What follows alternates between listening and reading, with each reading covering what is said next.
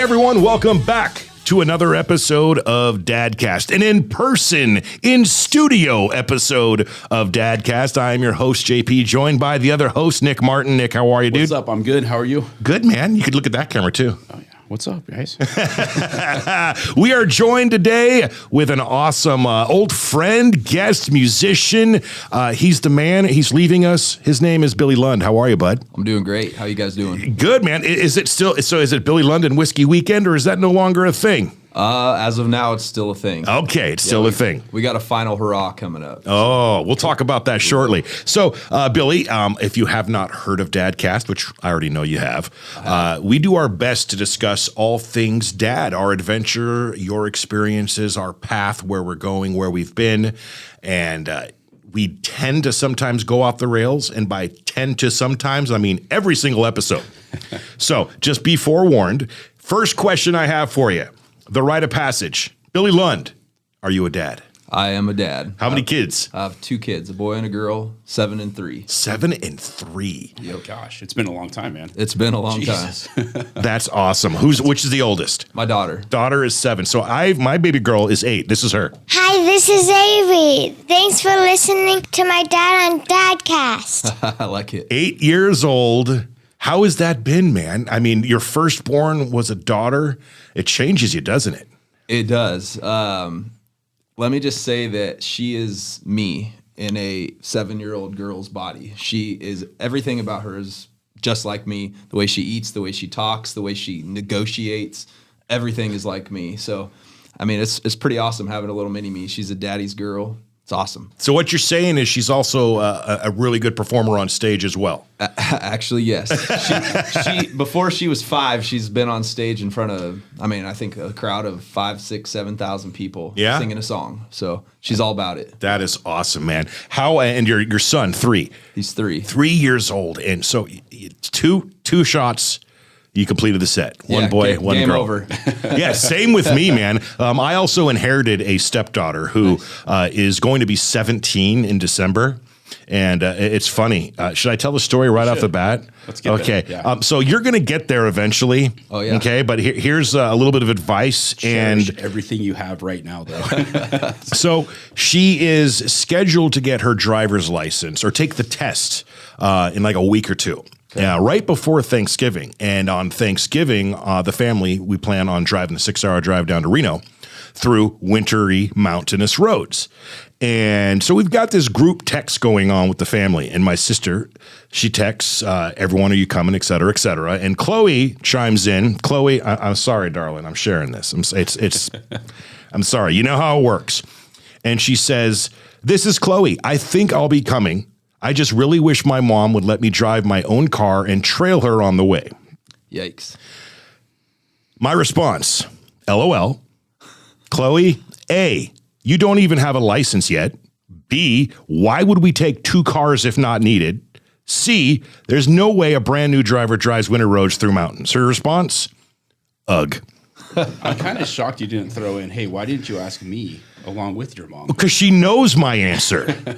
And she knows that it's not a snowball's chance in hell that is going to happen. And also, she hasn't even passed her driver's license test yet. I mean, there's a possibility that won't even happen. And if that does happen, well, then all bets are off. All argument is not even needed. But it's coming, Billy. It is coming. Yeah. I'm pretty sure my daughter's asked if she could drive me places before already. So, Oh, yeah. You know. Mine's got the little Barbie scooter. Unfortunately, this 255-pound frame, not enough battery power to get that thing going. Yeah. My daughter's got one of those electric go-ped scooter things, and it kind of sketches me out watching her ride that. That is awesome, man. It's not gonna lie, I've been on it too. But it's so cool, man. Because you know, I work in radio, and you have, and the band, you've come into, numerous times over the years. Yeah. The first being well before you were a father. Yes. And here we are sitting down, and you are the father of 2, 7, and 3. Isn't it? It's so cool. And like I said, not just the father, but it changes you. How have you grown or not grown since you became a dad? I've grown a lot. Examples. Patience. Okay. If you ask anybody who's known me forever, patience was not my strong suit ever in life. And since having kids, they've been tested, daily. Oh, yeah. And it's one of those things where my patience has gotten a lot better. I can't say it's always good, but it's come a long ways over the years. I make decisions based on my kids now. Everything from music to just everyday life. I got to the point in music where I started booking gigs that only like where my kids could go to. My daughter loved it so much, I'd bring her up on stage. My daughter's got to be on stage, and she got to open for Mark Chestnut. She got to open for Tracy Bird. She's got to open for all these people singing a song with me on stage. Mark Chestnut and Tracy Bird, they actually closed for your daughter, just for the record. Yes. And so it's one of those things. I changed the way that I look at life and make decisions, and a lot of those decisions are based on my kids. Now, do you feel that happened overnight, or was it a progressive type thing? It happened pretty quickly. As soon as I held that little baby girl, I could tell you, the first time I heard her cry, I felt like my head was spinning, and from that moment on, it was all about her. And then obviously the boy came a few years later. Yeah. And everything's based on them. It was the same kind of for me. As soon as my son was born, I made a conscious decision whether I wanted to or not that morning to stop doing meth, coke, and heroin. So Good choice there. Yes. I'm kidding. Total joke, every camera. It's crazy how, whether you want to or not, how we just instantly grow up. And you're a young guy. You're in your 30s, right? Yeah, I can't say I'm grown up, but yeah, well, I hear you. I'm going to be 47 this year, Billy. Wow. And I don't feel a day over 27. I look it, but I do feel it. Let me rephrase.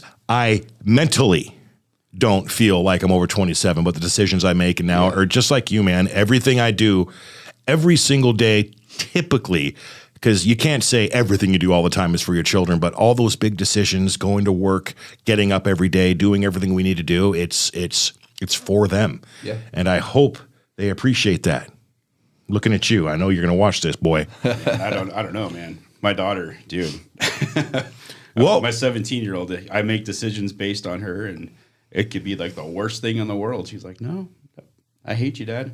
Well, but that's, I don't want to say it's typical, but, percentage-wise would say that, that's what happens. There's a daddy's girl, and you gotta hold on to that for dear life, man, because 13 years old, even 11, 12, you're going to see it start to, whether you want to or not. They're just, they develop their own sense of being, their own personalities, their own independence.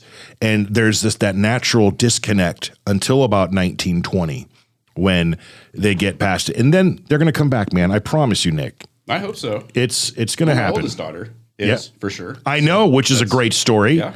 Have you heard this story, Billy? I haven't. So I have a daughter that's 21. I saw her once when she was born, was out of her life pretty much her whole entire life, and finally just reconnected with her. Oh, that's awesome. So we had Mike Estes on, and kind of the same story that he had. He was just, we were both selfish when we were younger and didn't make decisions based on our kids. And so... You missed that whole "I hate you" stage, though. So that's cool. Well, no, I got a little bit of that. Oh, you did? Years Okay. ago. Got a nice letter few years ago. That's literally the only piece he got, unfortunately. Okay. You suck as a dad. You were never there. I'm like, oh, yeah, I'm sorry. Yeah, it's just... I'm here now. It's not how you start, it's how you finish. Exactly. Yeah. Yeah. I wish we could quote you on that and say that's the original author, Billy Lund, but I know that's said a billion times before. So does the daughter... Well, of course she does. She realizes, what's her name again? Kinsley. Kinsley realized that, at least in her own mind, and for lack of a better way to put it, Billy Lund, you are a pretty big star when it comes to music, at least around here. Sure. You are, man. Okay. You've played some amazing shows with some amazing artists. Does Kinsley grasp and realize that Dad's a superstar? She doesn't really grasp a whole lot with it. She just knows that she likes being the center of attention. I get that. And getting on stage. She doesn't even know who half these people are. Tracy Bird for me was the ultimate as far as like the opening gigs and stuff like that. And they know that. They know that I'm a big fan. And so now like they have a sucker that's a watermelon sucker. They call it a watermelon crawl sucker. Okay. And things like that. Uh-huh. But they don't really grasp the fact that that I've been doing this for, it's been 10 or 11 years now. And some of the stuff that we've got to do, they just know that they enjoy it and it's fun for them. So just wait till they're a little bit older, till she's like 13, and she starts saying, "Hey, Dad, remember that one time with that one dude?" And starts asking you to hook her up with like different shows backstage.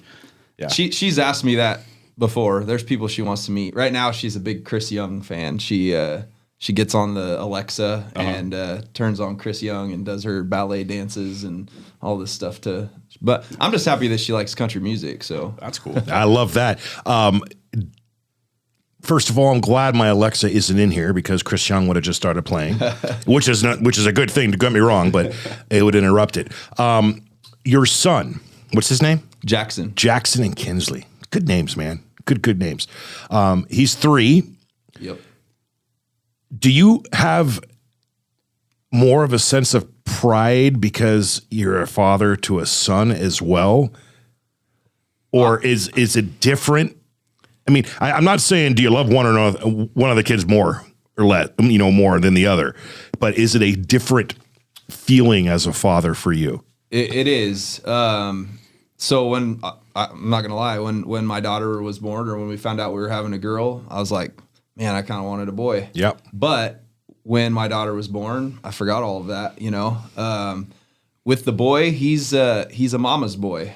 And I think that's a pretty standard thing when boys are younger. They kind of go more towards the mom. And just recently, like the last 6 or 8 months, he's kind of he's more about dad now. And he wants to do the superheroes and he wants to fight and he wants to wrestle and play baseball. And so, for me, having a boy is huge. Obviously it's going to carry on my last name and all of that. But I get to experience the boy dad things, like taking him to baseball games and football games. And, my daughter's into ballet and gymnastics and cheerleading and stuff. Don't get me wrong. I'll support every bit of that, but no, I get it, man. But, having that boy side of things is pretty awesome. It is.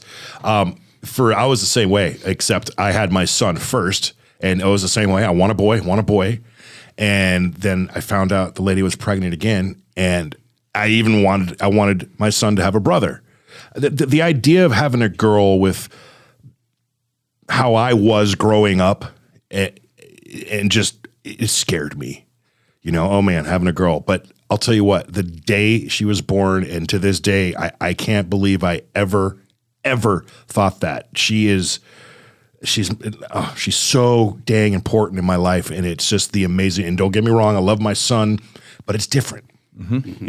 It's just so much different having that baby girl. So totally get it. Switching gears. Okay. So Billy Lund and Whiskey Weekend, musician. We haven't really discussed much of that yet here on the episode. Big country band around here. You are leaving us. I am. Where are you moving to and why? I am moving to Knoxville, Tennessee. We are leaving sometime after the first of the year, around the first of the year. There's a number of reasons. A big part of it is my kids. Okay. My daughter's 7, my boy's 3, and they've never had a summer here without smoke. Cha-ching, nail on head. If there was a reason I'd ever move, I swear to God, that would be. Oh yeah, that would be definitely. It. Yeah. Yeah, and her birthday's in June. We got her a trampoline this year for her birthday, and we gave it to her in April because we knew that in June she wasn't going to be able to play with it. Right. And that's part of it. I won't get too far into it, but here in the state of Oregon, there's some things that have changed over the last few years that I don't necessarily align with. Okay. I don't like some of the stuff that's being implemented into some of the school system. I'm assuming we're talking political and COVID and all that.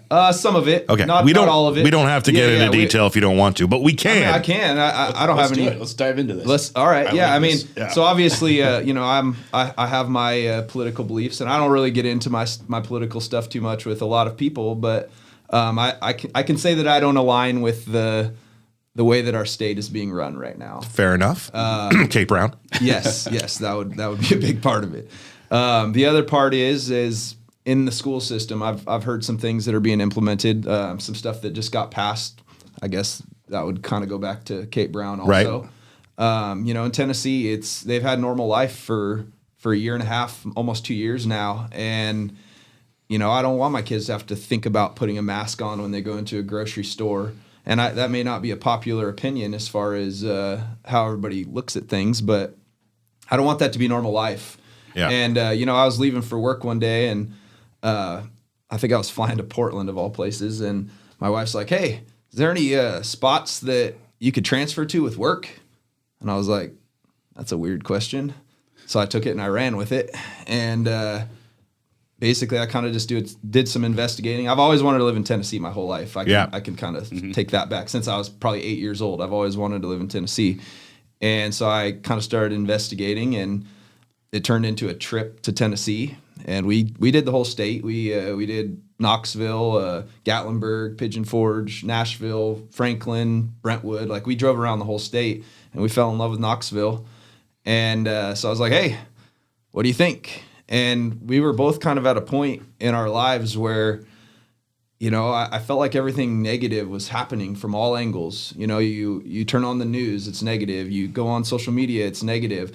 Even as far as my job goes, I have customers that are mad because I can't get things because of supply chain issues, and which isn't, an Oregon thing, but I just felt like it was time for a change, and I guess no better time than now to do it. I haven't played music too much in the last couple of years, and I've really enjoyed spending time with my family and camping and going on trips and doing all that stuff. So that's where we're at. And speaking of music, Tennessee is not a horrible place to go to if you're a country guy. Just saying. Yeah, it's not. And it's kind of cool because over the last few years, or last 10 years, I've kind of established some relationships. And when we were out there, was it Labor Day weekend, we met Daryl Worley on Broadway and went and watched a couple bands with him.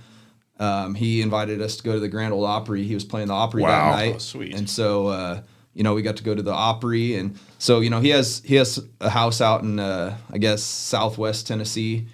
And so he's like, yeah, you can come over, hang out over here. And then, there's some other folks out there that I know. And so, I might start exploring the other side of music, like I was telling you guys when I got here. Yes. There's a lot of opportunities for, booking and even maybe management someday. I know that it would be cool to work in the music industry. Have you ever dived into, and I'm assuming yes, but the people need to know, into the producing side of your music?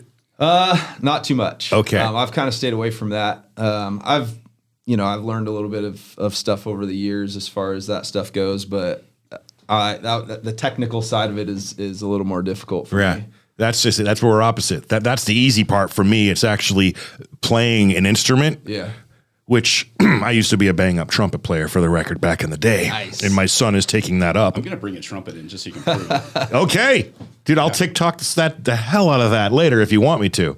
Dude, it's great because first of all, Billy, I wish you Godspeed and good luck on all the adventures on the move. We've got some connections and friends in Tennessee as well. A couple guys in a band you may have heard of, Lit, just comes to mind right off the bat. Maybe we can share information with you when you guys get out there in a collaboration, because they have a country project they got going on as well. Nice, yeah. That would be a pretty cool thing to do and see and hear, and it'll give us an excuse to come out and do a podcast on the road with all y'all. Exactly. I'm gonna tell you, you make one trip out to Tennessee, you're not gonna need to make excuses to go back. I keep getting told, yeah. It's incredible. And also the real estate prices. Insane. And I mean, you spend $400,000 here, like the house I live in. Right. It sure as hell is not worth 400. Well, in today's market, it is. Mm-hmm. But 10 years ago, that was a $160,000 house. Right, it's a great neighborhood, nice house. Don't get me wrong, but you drop $400,000 in Tennessee somewhere, even like the richest area, if you want to call it, man, you are living like a friggin' king on a couple acres. Yeah, maybe a river running through it. Most of the houses out there that we've looked at. I mean, out here you look at, it's like boom, boom, boom, house after house, right on top of each other. Out there, everything's on a half acre plus. Yeah, that's less than $300,000. Very desirable. So it's either Vegas or Tennessee or both. Shit, if we sell the podcast for enough, we'll do Vegas and Tennessee. There you go. A summer home in Tennessee. Exactly. Oh yes. All right. Gig. So talking about the trumpet here. So my son, little story I'd like to share. I don't think we've talked about this on the podcast yet. I mentioned I had played a trumpet from second grade through my first year of high school. And then in high school, I decided I do not want to be a band geek. In the 90s, it was still band nerd. Wasn't cool to be playing an instrument. I wanted to be the sports guy, the jock. So I transitioned to football, played 1 year of football, then I crashed a motorcycle, but I digress. I stopped playing the trumpet. If I had kept playing that thing today, I would be like really, really, really good, because I was really, really good by the time I finished back then. So I've moved a bunch of times in the process of getting to Oregon, and the trumpet has always come with me, but it survived a flood like 15 years ago. And I never even opened the thing. I just kept carrying with me, and my son expressed interest, so I whipped the trumpet out, and not a pretty sight. It seized all the thing, but it was dirty and just in a really expensive silver Yamaha trumpet. I said, sorry, son, you can't play this one. But I'm going to see about getting this thing fixed so you can. So I went and got it repaired. The guy sold me a trumpet for $75 that I could bring back to my son. And I brought it back to him, presented it to him. And Sawyer is now 2 weeks into his trumpet career in 6th grade. Proud papa, nice. Because, it has shifted. It is now cool to be playing in band and music in high school. And regardless of all that, I'm trying to instill in him, because I didn't have that from my dad. I mean, my parents were great, don't get me wrong, but there was never well, if you want to do it, go ahead. If you don't want to do it, that's cool too. If he had pushed me and said, this isn't important, what other people think right now, I'd probably still been playing it. So I've been instilling that on him. It's cool, it's fun. If you love it, go with it. I will support you. If you don't, give it another couple months. But if you really don't want to, then let's try another instrument, man. Because, I'd be cool with him playing the guitar or singing too. But anywho, long story short, he's following his dad's footsteps, and I'm pretty proud of that fact. Absolutely. All right. That's awesome. So along those lines, my son Ashton, he graduated last year. Yeah. But he did band. He was played football, junior high, basketball, junior high, was really good at sports. Got into high school, he's like, Dad, I want to play drums in band. I'm like, the fuck are you doing? Oh, first bomb.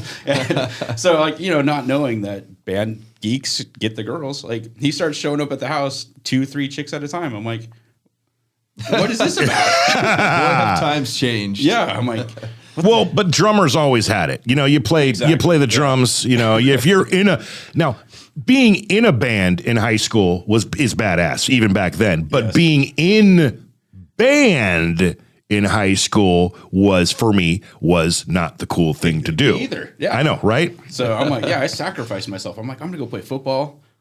But yeah. Do you see your kids? I know your little girl's a big old stage hog and she loves the limelight and all that, like you said, but is there any musical genes in them? Do you see yet? Yeah. My daughter, she sings. She told us this year for Christmas she wants a guitar. Nice. I would love to see her get a fiddle. I think it'd be cool to have a little girl fiddle player. Okay, yeah. When we were at the Opry that night, actually, there were some young kids on there, and it was like a fiddle champions of different age groups and stuff. And I was like, man, that'd be pretty cool. So yeah, she's all about it. My little boy, he just wants to listen to "Down to the Honky Tonk" by J. Cohen 40 times in a row. But it's a start, I guess. He hasn't really experienced me playing I'd give music anything either. for your life. Yeah, you could be in Nick's situation here. It's freaking Coco Melon every day, all day. Do you even know what Coco Melon is? Okay, it's the most horrible thing in the world, is what it is. Yeah, my boy, he's kind of slowly moving that direction, but he really hasn't experienced us playing music. I mean, it's been almost 2 years since COVID started, and he was about a year old when it all kind of stopped. Yeah. So he doesn't remember it. He watches videos, they like getting on YouTube and watching videos and things like that. But it's kind of crazy that it's been that long to where he doesn't know anything about it. So your girl's in second grade, right? Yeah. So last year was the whole shit show with COVID. First grade, kind of, and what I'm getting at here is, how did you and your family navigate COVID in school with your kids, especially with the way you lean politically? Because I'm right there with you. Just full disclosure to the world, I think we all are. We've come to terms with masks and vaccinations and all that, but that's neither here. How did you all navigate that? So we have a really lucky situation. I don't know if you know my sister-in-law. Yeah. She owns the Rocky Tonk down the road, and she literally lives right next door to us. Okay. So my niece is there also. My mother-in-law has kind of been involved in my kid's life since day one. And she's also been involved in my niece's life since day one. And so we're really, really lucky to have her. She lives with Nisha next door. And between my wife, my sister-in-law, and my mother-in-law, we put like a school system. We bought those old school desks. Oh, the built-in chair? With the chairs connected. Yeah. So we bought a couple of those. We made like a classroom in my sister-in-law's house. You know, they had their little cubbies and all this stuff. And they did school at home for as long as is necessary. I mean, obviously, I wanted my kids to have the opportunity to be in school. Right. Jackson actually just started preschool this year, which is pretty cool. Oh, nice. And that kind of goes back to the other thing is my daughter, she's just so outgoing. She wants to talk to anybody, and my son is not. He's the complete opposite, but he hasn't been socialized like her. Right. And it's pretty crazy watching the difference between the two of them. He's like, I think he once told me I don't like people, you know? And so my daughter, she likes all the people. He doesn't like any of them. And she was in daycare since 3 months old. He had my mother-in-law there, you know, and it's pretty crazy the difference between. I mean, they're night and day as far as their personalities go. So yeah, I mean, as far as COVID goes, though, we just did the best we could, and you know, some days they were pulling their hair out, you know, trying to figure out the Zoom stuff and all this other craziness. But it wasn't all online. It was like once or twice a week they would get on a Zoom and they would see all their friends and that's cool. and do that whole deal, and then the rest of it was they emailed the homework.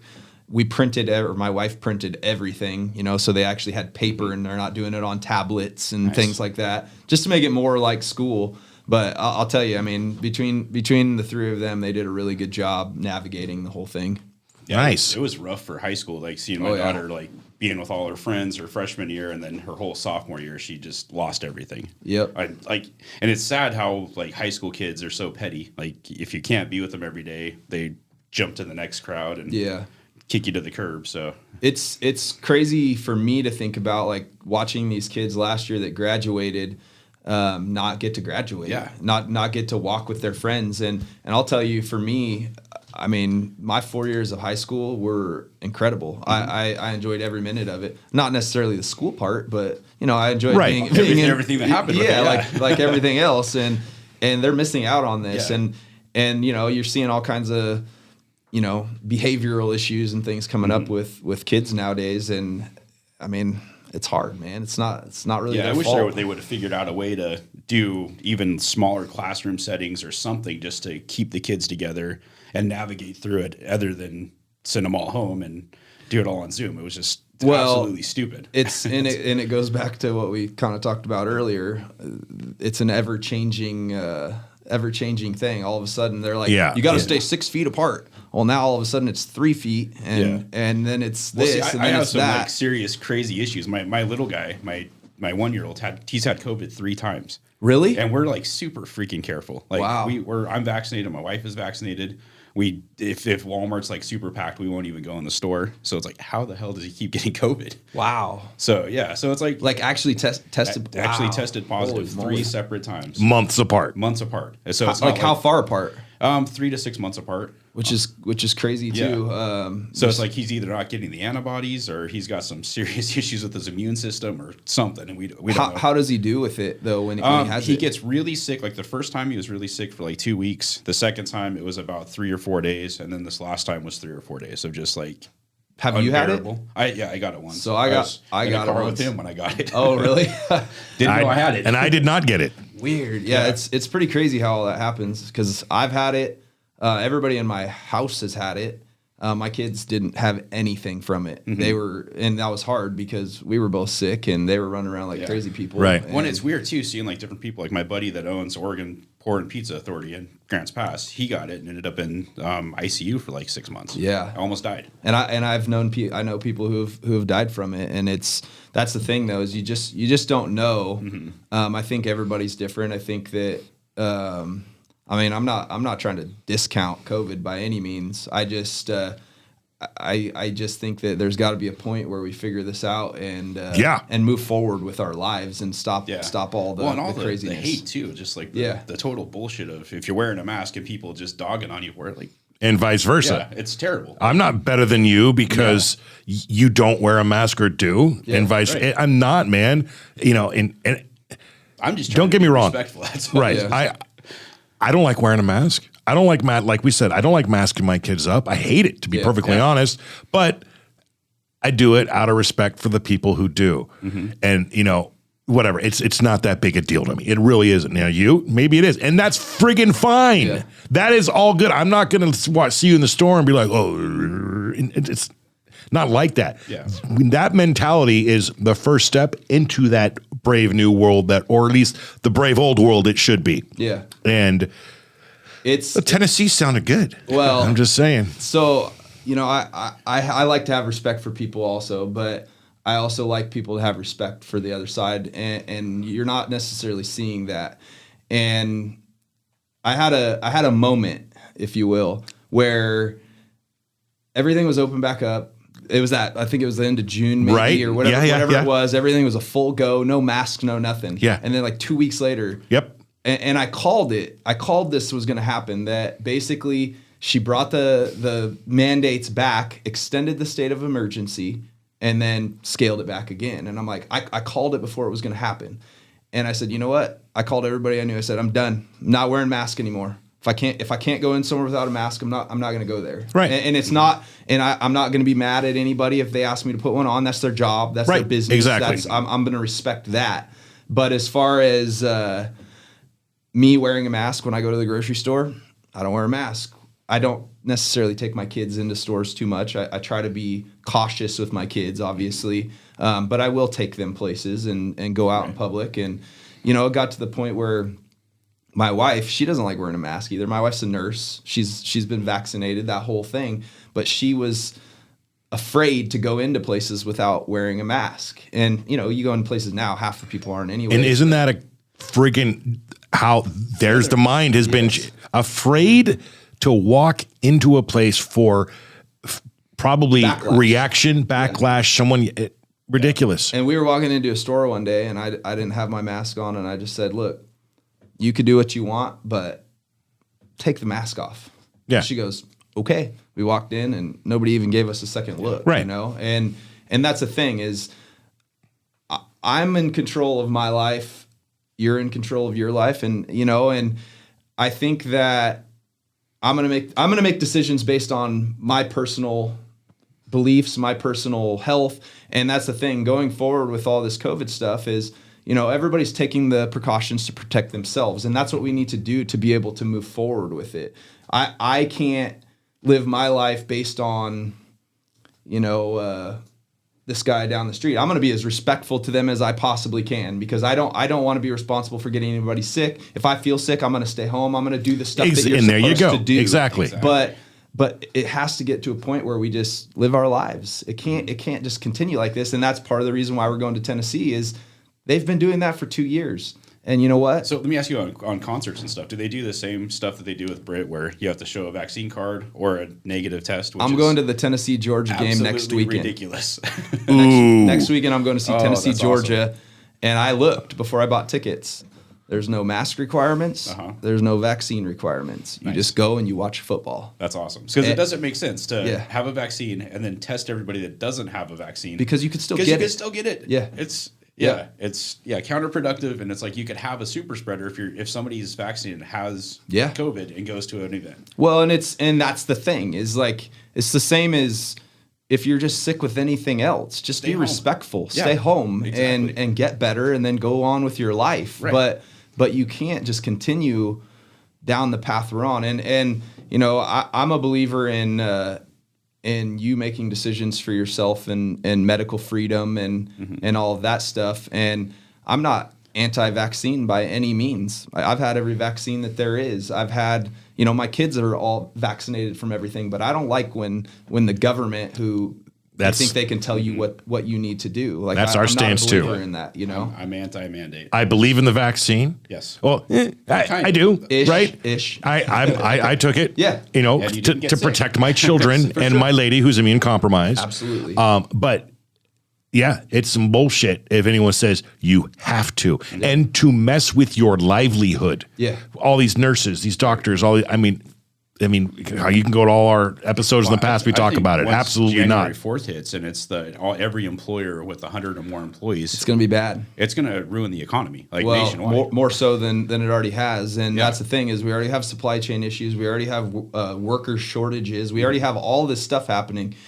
And so then he's going to be like this, you can't work here unless you get the vaccine. Or it's going to be business owners who say, fuck it, and we're just going to close our business because we don't want to make our employees do that. Yeah, but I think there's going to be a lot happening between now and then. I read an article that I think there's 24 states right now that are fighting it. Yeah. So, I think there's going to be a lot It's going to be interesting. It's going to be a crazy. I want to back up to the sports thing.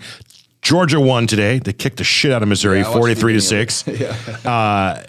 So next week, undefeated, taking on Tennessee. Tennessee's not winning that game, but probably not. But cool. Are you rooting for Tennessee? Absolutely. Dude, I even bought a Tennessee T-shirt. Yeah, that orange sickle, man. I love those colors. Yeah. Actually, I hate them because I hate the Broncos orange. But anywho, are you a pro sports fan? I am. Who's your NFL team? Niners. Yes, finally.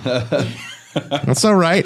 They're actually favored to win against the one-loss Cardinals tomorrow. By the way, if you are watching or listening to this episode, it has been taped on November 6th, 2021. So we'll probably end up be in the playoffs by the time this episode actually drops because we're so far in the can. But so if everyone listening, that's what's going on. That is today. So if you're like, no, they're not. They're at the time of recording. So he's a Niner fan. I'm a Raider fan. Yeah. Okay. It's been a rough year. No, not this year. Oh yeah. See, I think strictly win-loss record, and we're having a pretty good year. Yeah. 5-2, but yeah, it's been pretty bad. Gruden, and then this whole crap with Ruggs that just happened. That's terrible. Yeah. Terrible. Don't drink and drive, man. Call a freaking Uber. Dude, I agree 100%. There's actually. And go figure, if you're making the kind of money an NFL player gets, especially a first rounder, friggin' it's like star, $17 million over 4 years. You can afford to get a Lyft or an Uber. But even if you somehow had an excuse to where you didn't have your wallet or your card or whatever the case, your phone's fell at the bottom of a pool. I don't care what your excuse is. Did you know that the NFL and in Vegas they have a partnership with the players? All you got to do is get a phone app, and they'll come get you and take you home. Wow. No problem. So he was just showing off for the lady. But again, this is a touchy subject. Someone died in this accident. And that's why the backlash is so terrible. But at the root of it, we've all done it. At least I have. I've been 22 and drove drunk and probably did some excessive speed and drove like an idiot like I shouldn't have. And unfortunately, the worst case scenario happened for him, but everyone hating on him so bad right now. I get it. I understand it. But at the same time, I feel bad for him too. And if that makes me, if you're going to come out and come at me and that's wrong, well, then I'm wrong. I had a conversation about this last night, actually, with some people I work with. And I read a thing that Derek Carr came out. If no one else is going to love him. He needs love right now. Yeah.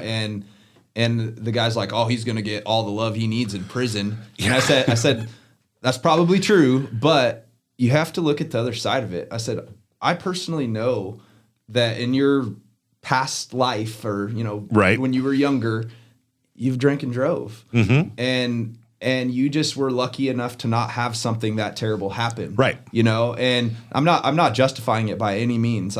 He needs to pay for what happened. Yes. He certainly does. Well, but his life is over at this point. His NFL career is over. Yep. He has to live with the fact that he killed somebody. There's a lot of stuff involved, but best case he's doing like 2 to 4 years. Best case. Worst case, 46 years in prison. Yeah. So that's where, I mean, he's going to get what's coming to him, and he also has to live with this the rest of his life. But, you know, I have a problem with people saying, hey, you know, he's the worst guy in the world. He's, you know, he needs to. That's fine. You can believe that, but you're just one of the people that are lucky enough that that's never happened to. Right. And everything I read about him, he sounded like a pretty solid dude. He's not. Other than this, he's not a horrible person at all. People do dumb things sometimes, and they don't always result in issues like this, but they can. Yeah. You know, and that's. I can't say right now. I can tell you that I've never got into a vehicle and drove drunk. I'll drink a beer and drive. That's about it. Yep. But I've gotten into the car with people who have been drunk before, which is not any better. You know, first of all, I'm not stopping them from driving, and second of all, I'm making the choice to get into it. And I don't know. I feel bad for the guy. I really do. It comes full circle because you're a dad. Yeah. And I bet you the thought process is now 180 degree turn from back then. Yeah, same here, man. We do Lyft and Uber. She has one, I have one, and we find whatever one could get us quickest. I hardly drink much these days as it is. Yeah. But I went to a Halloween party a couple weeks ago. Yeah, you did. And I went to Hawaii, so I did a lot of drinking over the past few weeks when I normally didn't. But that night, that Halloween party, I did real good. Yeah, me too. And I thought he was dead. Like, I'm texting him the next day. I'm like, what the hell? He's not texting me back. He's not answering his phone. 46 years old and a hangover does not like 26 years old and a hangover, Nick. Host the show. I walked home. I've done that plenty of times. And it wasn't, thankfully, it was a mile and a half, maybe, through a field, raining, cold. But I was liquored up, man. It didn't, you know. Last time I did that, I ended up naked in the field. Wow. Yeah. Can you elaborate on that story? So, I lived. Remember what I told you about going off the rails, Billy? I like it. So, Grants Pass, I lived, there's this place called the Outback. It's a seedy, disgusting little bar. I lived like 2 blocks down the road from it. So I'm like probably 5 bottles of vodka deep. And I decided, I'm not going to drive because I couldn't find my keys, thank God. So I walk home. And I pass out in the field. I live in a new subdivision, and they didn't build a house in this one little section. So I pass out there. Somehow I ended up naked, and I lived next door to a state trooper. Oh, God. State trooper comes out at 4:00 in the morning, gets me up before all the kids in the neighborhood are playing. Nick, you need to get your ass home. I'm like, oh shit, where's my clothes? Where's my wallet?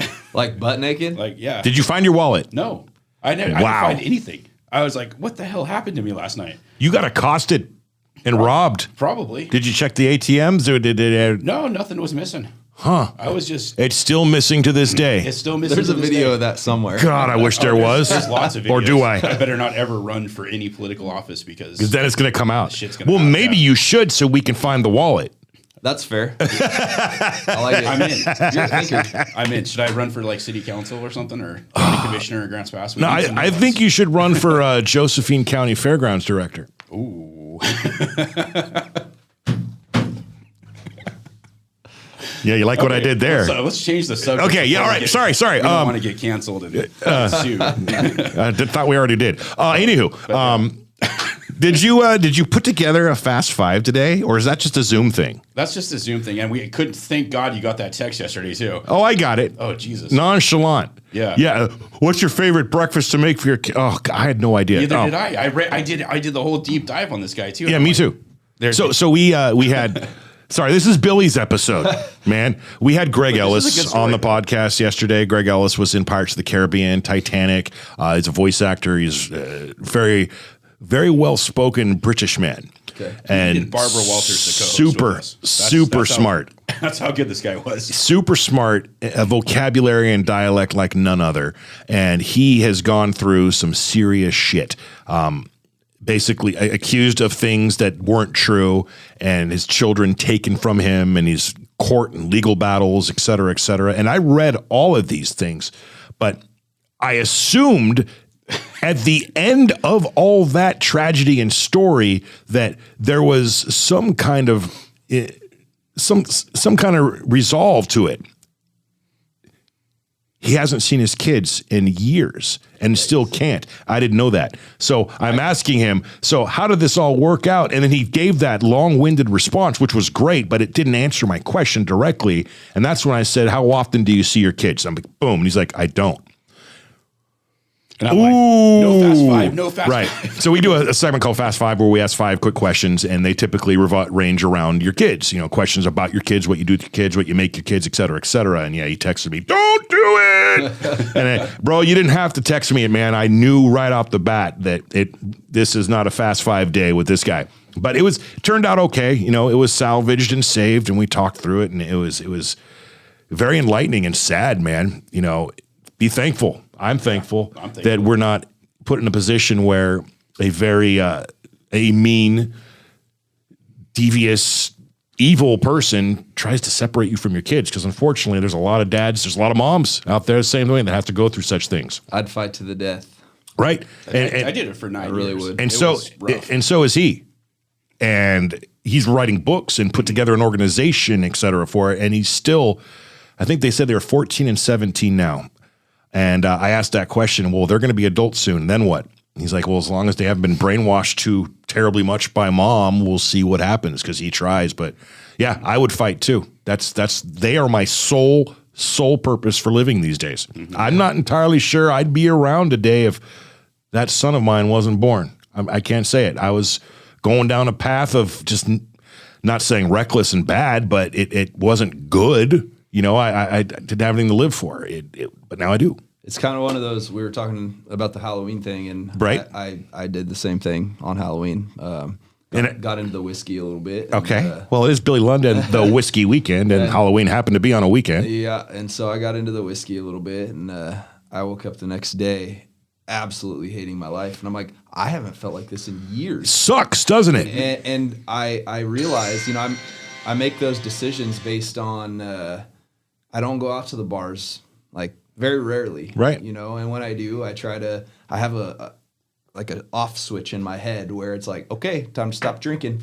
because I know that those kids are going to be knocking on my door at 6:30 in the morning, wanting some Cheerios and some milk or whatever, you know? And so I base, you know, my adult life decisions based on what's going to happen the next day with those kids. And, you know, it's like clockwork. Even though I was in bed by 10 o'clock last night, they were at the door this morning, 6:30 a.m. Yep. Knocking on the door. Oh. Yeah, man, the last time I drank, it was, we had Elvis Monroe and Fogline at Cedarwood, and I have no off switch. Oh, that's bad. Yeah, I went hard and made an ass of myself. What did you do that particular evening to make an ass of yourself? I'm not sure I've heard this story. What didn't I do? Okay. I probably danced on the pool table. I got up and sang with them, and I don't sing. I was mean. I was rude. And like when I drink whiskey, I turn into an asshole. Like, not me. I get mean, and I was just mean to everybody. Yeah, I've been there, but I always blamed it on when I would get mean drinking whiskey. I would always blame it on the people that pissed me off. Like, well, you shouldn't have pissed me off. Exactly. I mean, it was not the whiskey that made me mean. It was you pissing me off. Yeah. Like, no, I realized like the next day, I'm like, man, I have no self-control. Like if I'm drinking, I'm going big. Like I'm not gonna stop. See, and I didn't realize I went that big. I'm gonna drink every bit of alcohol in the bar. Yeah, I'm gonna drink it all. Yeah. No, I didn't realize on Halloween that I went that hard, but I woke up the next day realizing it, and it wasn't good. But the off switch thing for me, like that off switch didn't kick in. That maybe it's broken since it hasn't been used in a while. Who knows? But usually it's maybe rusted and wasn't moving. Usually I feel it's like Frank the Tank sometimes. I'm scared. I'm kind of afraid. That's probably what happened why you ended up in the field that night. You went streaking, dude. It could have been. Who knows? I do have a reputation of that. Okay. I've been kicked out of a few Medford bars for taking my clothes off. I'm going to reel it back in. I'm going to reel us back in here. We're getting close to the end of our time together. I want to ask a couple more questions for you, Billy. Worst thing that has happened to you when it comes to fatherhood? Bad stories. That's a tough one. What's the toughest thing you've had to experience as a father, parenting your children? And this can be lighthearted, man. This is kind of so I'm really, I guess you could say kind of strict on certain things. Okay. And we live in the age of technology, and it's a battle for me. We don't let our daughter on YouTube. We don't let her on a lot of things, and there's kids that are her age getting cell phones now. I'm like, my daughter won't have a cell phone until she's actually needs a cell phone. But the technology thing is really difficult because I feel like their lives revolve around, they want to wake up in the morning, I want my tablet. Yeah. So now it's to the point where I use the tablet as leverage for getting things done. And she lost hers for, I don't know, about a week. She just wasn't listening, doing all the stuff, and put it on top of the hutch. It was up there for a week, and she goes, Daddy, can I have my tablet back? I've been really good. And I said, okay, here's the deal. One time, it's gone again. And I want you, when I ask you to do something, it's not hang on, it's get up, do it, go back to what you were doing. Right. And she's been really good for a week and a half now. I was actually just talking about it this morning, but that's one of the hardest things to navigate for me is the social media, like not social media, but technology, because she wants to get on things where there's just bad people, Yep. and I don't want and we can't be there 24/7 hovering over the shoulder. Scares me to death. And so, we limit what she can look at, and what she can do on there, but you just never know. You never know what can happen. And so that's one of those things that's been tough for me. Well, tough or not, that shows you're a good father with, strong mind. Best thing as a father for you? Oh man, there's a lot of those. I know. The coolest thing right now is both of my kids, they want to experience everything. Like my daughter played soccer. I can't tell you I'm a big soccer fan, but I enjoyed the heck out of watching her play soccer. Okay. But just watching them learn and experience all these different things and what they like and what they don't like. And, I can't say it's not cool that my daughter's got to get up on stage with me. And since she was literally, you could look back at social media. I have a picture of her when she's a year old and I'm holding her on stage, And so I brought my boy up introducing bands too. Yeah. Same thing, man. It's one of amazing. my favorite pictures. Yep. And, things that, like, I don't know. I guess my daughter has got to experience a lot of things that if I got to do that when I was her age, I would have been in dreamland. It's awesome being able to experience that type of stuff with my kids, getting them to see and do and just all of the things. Like it's awesome for me. All the things. Yeah. You can play a show with any artist or band, living or dead. Oh man, who do you choose? One night only. Rain or shine? That's a toss-up, but because they're completely different artists. But I would say Garth. Okay. Good answer. The other option would have been George. Like I said, they're completely opposite artists. Right. Garth is high energy and just going hard the whole time. George stands there and sings. But I think it would be an incredible night hanging out with Garth. Yeah. I don't know. I just watched his Netflix documentary. Yeah. Dude, it'd be badass. I don't know how you couldn't have a epic night hanging out with Garth. #, Garth. Yeah. We Garth, need you on the show. That's right. We'd love to have you on Dadcast. Garth Brooks, come on. And make it happen for Next us, time Billy. he's in Tennessee, I'm going to go hang out with him then. All right. Yeah, Well, make that happen. I will fly right up. We'll fly right out. I'll make it happen if that happens. Yeah. What's next for Billy Lund, aside from moving to Tennessee? That's a good question. I'm fly by the seat of my pants, literally with everything. This moving thing, and I can't say that I'm gonna play music out there, but I can't say that I'm not. But I know that ultimately I would love to have some sort of career working in music. Music is my favorite thing, and it's opened a lot of doors for me. I got to experience a lot of really awesome things with it, and it's hard to say. That's kind of the direction I want to go. I just want to get out there. I want to start living normal life again, and just kind of see where it takes us. I'm a networker. I'm a go out and talk to everybody and see everything, and so I'm sure that's going to open some sort of door that I've never been behind before. Awesome. He is Billy Lund. of the band Billy Lund and Whiskey Weekend, which may or may not do music in the future. We have that story, that chapter has yet to be written. He's an amazing dad. I want to thank you very much, man, for your time coming on Dadcast here, making a rare in-studio appearance with us, man. It was fun. We appreciate it. Thanks for having me. Dude. Absolutely, man. It's good times. Awesome. Good stuff. Everyone, Billy Lund, look him up. I just checked out his YouTube. There's only like 4 videos on there, by the way. I deleted a bunch. Did you? Yeah. I was told by somebody I needed to only have certain ones on there. We were applying to open for some different artists and stuff, and they would just want to see the more professional, better videos. Gotcha. Rather than singing in bars and stuff like that. Google him. You can check out the amazing music of Billy Lund. For everyone listening, for everyone watching, please like, comment, subscribe, all that good stuff. We appreciate you. Billy Lund, once again, thank you so much for coming in. Godspeed. I wish you very, very much luck and good fortune in whatever you do, and of course, a long, healthy, happy life with that family of yours, man. Thank you. I appreciate it. I'm excited. All right, man. Yeah. Nick? Yeah, thanks, man. This was fun. All right. To everyone else, everybody. we will see you next week. Have a great rest of your day.